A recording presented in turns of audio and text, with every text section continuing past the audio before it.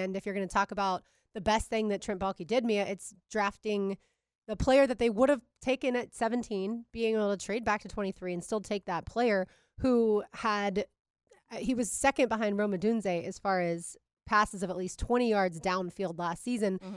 He had 12 touchdown catches on those passes of 20 yards or more. That's a guy that can stretch the field, and that is something that this team did not have. And so for me in the optimistic camp, I see Gabe Davis on one side, I see Brian Thomas Jr. on the other. Maybe Brian Thomas Jr. doesn't have the receptions this coming season because now teams have to focus more on the other guys, which is Christian Kirk, Gabe Davis. Yeah, you hit the nail on the head there. I think that the offseason for the Jaguars, or at the very least those last few weeks, proved to Doug Peterson that this was not the vertical passing attack that he wanted the Jaguars to be, and he has full-heartedly seized the game controller back from Press Taylor. Whether he's calling the plays or not, this offense will be designed by Doug Peterson, and it will be designed to be a vertical offense. They go out, they sign Gabe Davis, and they double down with the selection of Brian Thomas Jr., who, as I reported last week, was Doug Peterson's guy, was Trent Baalke's preferred pick. Even if there was some chatter of maybe some other coaches and personnel who wanted a different wide receiver, felt that maybe they could wait a little bit longer.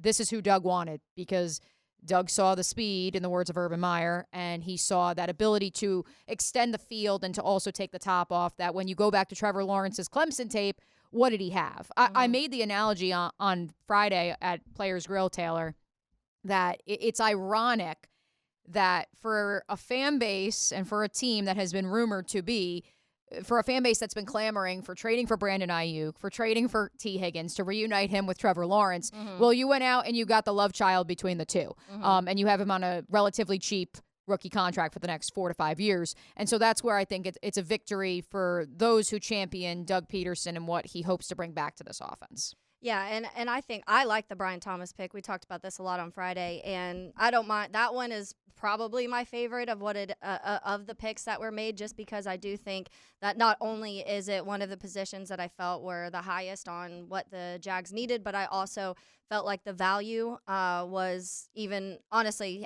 most teams had him going probably top 20. So to me, that value obviously is even better too.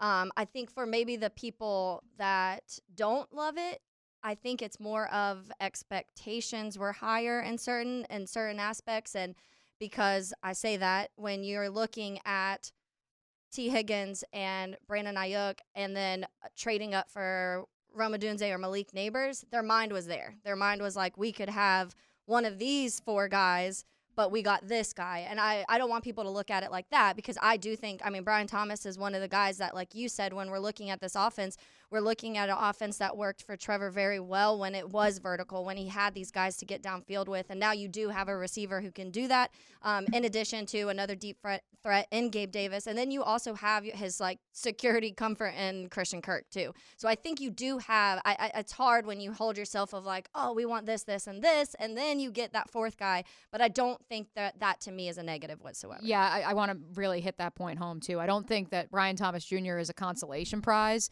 Yes, the Jaguars did effort to get into the top 10 of the NFL draft. Yes, there was interest in Malik Neighbors and Roma Dunze, who, by the way, told by more than one person, they had higher on their board than Marvin Harrison Jr. There was an effort to get there.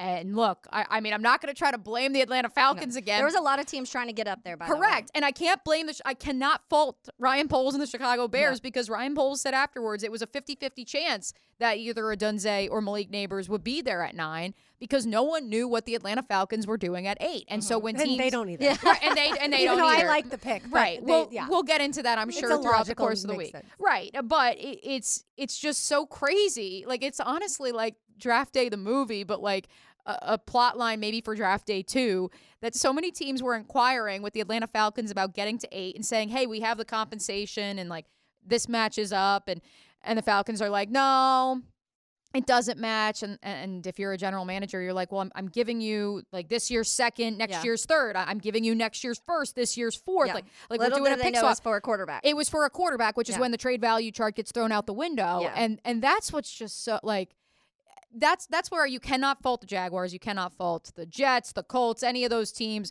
And, just a round of applause, RJ, for Taylor Dahl's Chicago Bears and the haul that they were able to bring back to Chi-Town, because, look, the draft, the board, it fell their way. Yeah. And the Jags said, you know what? Not the end of the world. We'll go get the guy who, yes, those three were quote unquote at the very top. Mm-hmm. But then Brian Thomas Jr. was Just in that behind second tier, Mhm. and then it was everyone else. yeah. And I heard that from Daniel Jeremiah. I heard that from Dane Brugler. It was very much he's in tier 2 by himself, and then it's everyone else. And just because of that, how people viewed it to this point does not mean that that's going to be their production in the NFL. Yeah. It's not going to be Marvin Harrison Jr., Malik Neighbors, and Rome Odunze are now automatic Hall of Famers because everybody had them as the top 3. And, well, Brian Thomas Jr. is really just going to struggle, right? Like, that's not how it's going to go. It all depends on the situation and the environment that they're in, the play callers, all that stuff. Let me clarify the stat that I threw out earlier. And by the way, 20 these are yards, from these are from ESPN's Mike Duraco. Thomas had the actual most touchdown catches on passes of at least 20 yards downfield, the most in the nation. He was second as far as the catches, 10 touchdown catches on go or fade routes last season. That was the second most behind Rome Odunze. But either way, that's something that certainly this team has been lacking. And when you have a guy with his speed and his size, you expect there to be, yes, a lot more explosive plays. That's what the NFL certainly wants.